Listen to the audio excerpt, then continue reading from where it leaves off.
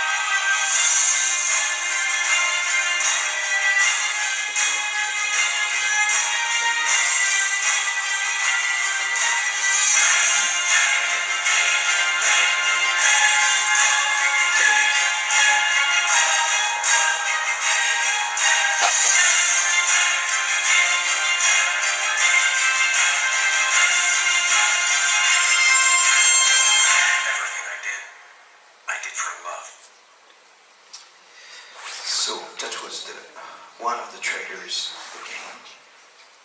What did you try to achieve with this title? We tried to create a game based on interactive storytelling. Not a game with shooting mechanics with a layer of storytelling on top, but really an experience where the player would play the story, not watch the story, play the story, and where his actions would have consequences on the plot. So it was a very dark thriller, and the tagline of the game was, how far are you prepared to go to save someone you love? The three keywords we tried to have was, we wanted to create a game for adults, not a game for kids, not a game for teenagers. We want to talk to adults. There are enough games out there for teenagers, we don't need to make one more. But there are very few games talking to an adult audience. We wanted to create something that would be emotional. Not emotional in that sense where we would just create adrenaline and stress and frustration and tension, but we wanted to create different types of emotions. And we wanted you to feel sad, to feel embarrassed, to feel uncomfortable, to make you feel different things, to feel empathy, to feel joy, to feel all these things that you rarely found in games. All these emotions, you can feel them every day reading any book, watching any TV show, or just watching any movie. But in games, there is a real limitation in the emotions that you can feel. We wanted to break that barrier and show that games could make you feel as many emotions as movies or books. And we wanted to create something that would be meaningful. The game was not about saving the world, it was about the story of this father confronted to different things, and he had to decide how far he wants to go to save his son. And we really wanted to create something that would leave an imprint in the mind of the people playing it, that would force them to ask themselves certain difficult questions. I didn't want to ask the player, do you want to be good or bad? Because that's obvious. There is no reason to ask this question, because most of the time in life we're not really good or bad, we're all the levels in between. We wanted to ask players difficult questions where the answer is not obvious, and where you would start playing to think about it. And this is exactly what happened. I had many players coming to me. At some point you need to decide if you want to shoot someone in the head. Is innocent, but this is what you're supposed to do to save your son. So the real question is, would you kill someone to save your son? And there is no good or bad answer to this question, actually. You could say, yeah, I would do anything to save my son. And that's fine, that's an acceptable answer. But at the same time, You could also say, no, I don't want to become a murderer. I'm not allowed to take a life to save my son's life. And that's fine too. And many players told me that they actually turned off the console. One of them stopped playing for 2 weeks, thinking about what he was supposed to do, what was the right choice for him. And this is exactly what we were looking for. Asking you difficult questions that no one will ever ask you in your life, fortunately, but that are really meaningful. And the game behaves like a mirror. We give a mirror to the player and say, this is who you are, look at yourself. And that's, for me, the most interesting part of the game. The game also features some new paradigms. Play the story, don't watch it. So we try to limit the amount of cutscenes we had in the game. It was also to see if storytelling could only be done in cutscenes, or if it was possible to have storytelling during gameplay. Choices have consequences. It was quite a nightmare to implement. I'll get back to that. But the idea was that when you do something, you can see in the story how your choices impacted the script. Anything can be played. That was something very important to me. It was sometimes misunderstood. Some people made jokes about the fact that you can drink orange juice in the game or brush your teeth or whatever. I think that interacting should not be limited to shooting or jumping.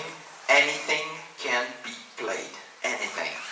Drinking orange juice can be very exciting, or brushing your teeth, or turning off on the light can be very exciting. All these things can work very well. If it's put in context, if there is a reason to do this, and if there are consequences to your actions in general. And they can be very tiny consequences. For example, turning on and off the lights. In one of the scenes, the first scenes of the game, night's coming, the house becomes dark. If you don't turn on the light, it becomes incredibly depressing. So you're already in winter, everything becomes dark, and your son is watching television in the dark, and it's like, ugh, pretty depressing. If you turn on the lights, it's even more depressing in a way, because, oh my god, it's dark outside, and just turning on the lights, so depressing. It's nothing. There is no gameplay, there is no big change in the game because you turn off or on the light. It's just a change in the atmosphere and the mood. And it gives you the ability to have some kind of role play. It's about being in the shoes of the main character, live his daily life. So by the time some terrible things happen to him, you're with them, you're on board. You shared all these moments of his life, even when he was just drinking orange juice or giving food to his kid. You were there. You help him to do this. So when something terrible happens to him, you feel on board, you're emotionally engaged. Violence and mechanics are not needed. I mean, we don't need to define interactivity by shooting or jumping. Actually, interacting is about changing something around you through an action. It could be talking to someone and convincing him of doing something, or it could be something very simple and very basic. As long as you change something in your environment, it can be interesting and exciting. You don't need to have a gun, and no character has a gun in Heavy Rain at all, and it's still fully interactive. Again, we try to create a meaningful experience. We were looking for a universal theme, someone that would talk to everyone, and we thought that love and sacrifice were interesting values, and we realized that the game worked as well in the US as in Europe, as in Japan. So the theme has to be universal and to talk to everyone. We wanted to talk about moral dilemmas. I talked about it. Don't ask simple questions. And we wanted to go through varied emotions, make you feel different things. We also wanted to work on a new narrative structure, and that was the logical consequence of everything I said. We saw that the narrative structure of video games is cutscene, action, action. And when you think about it, this is the narrative structure of porn movies. Porn movies are done that way. Maybe you're not familiar with porn movies? Well, I'm telling you then, because I'm a specialist. For professional reasons, please. In a porn movie, you have a cutscene. It's the introduction. So you got the girl coming and knocking at the door, and here we are. We prepare the context for action. No one cares about the story, really. No one's there for the quality of the story. Everybody's there for action. Action, not much happens. I mean, it's the same thing most of the time. And then we have the next cutscene, preparing the context for the next action scene. And you do that 20 times and you have a game or a movie. So that's the narrative structure. Again, I'm not blaming quality. I'm not talking about the quality of the story. I'm talking about the narrative structure that we use. When you look at literature, cinema, theater, television, you realize that narrative and action, they are developed together, simultaneously. So when you have the narrative triggers action, but at the same time the action makes the story move forward. So you got these two things working together, and as the audience you have a satisfying experience. If you have a movie where it's all action, well, it becomes very boring most of the time. So you really need both, and this is what we try to implement with Heavy Rain, have this narrative action thing working together.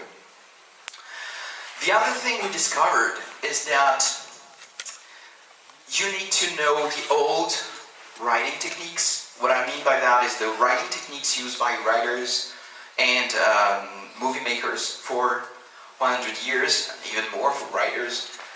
And these classic writing techniques apply exactly the same way to games. So, you know, you got the 3 acts, and you got the turning points, and you got the climax and all this stuff. This theory of writing is very well known. Everybody knows that for ages. For ages. All the movies that you watch are based on this scheme.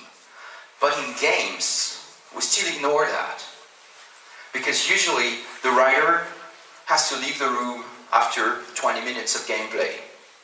In many games, it's really funny because you watch the beginning of the game and you say, wow, there's a story, I'm interesting, that's compelling. And you really feel after 20 minutes that the team said to the writer, hey, why don't you leave the room and go outside and see if we are there? I mean, suddenly mechanics take the control of everything, and this is usually where I lose interest because I don't know why I'm doing things anymore. And this is where you lose me. But we also realize that you can use old writing techniques, but these techniques are not enough. Because basically we're not writing something linear, we are writing something non-linear. So there are some specifics to the techniques that you need to use. The main problem is about tree structures. Without getting too technical, when you write something and you want to offer a choice, you create 2 branches. The player could do this, or he could do that. That's fine, easy to write. But then you need to take each branch and say, okay, now he could do this or that on one side, and on the other branch, same thing. And then you need to take each branch and do the same thing again. And you realize that you are about to create a huge tree with so many branches. No one will be able to control that, to produce that, even to write it would be a complete nightmare. So I had to find a solution to that, and I worked on something called banding stories. The idea was to consider the story like a rubber band. It has a start, middle, end. But the player can stretch it, or he can deform it and change its shape. But whatever you do, the rubber band is always there. It always has the start, the middle, the end. You can change its shape. It may take you more or less time through different routes to reach all these stages, but you will reach them, whatever you do. So it's great because it's about giving some level of freedom.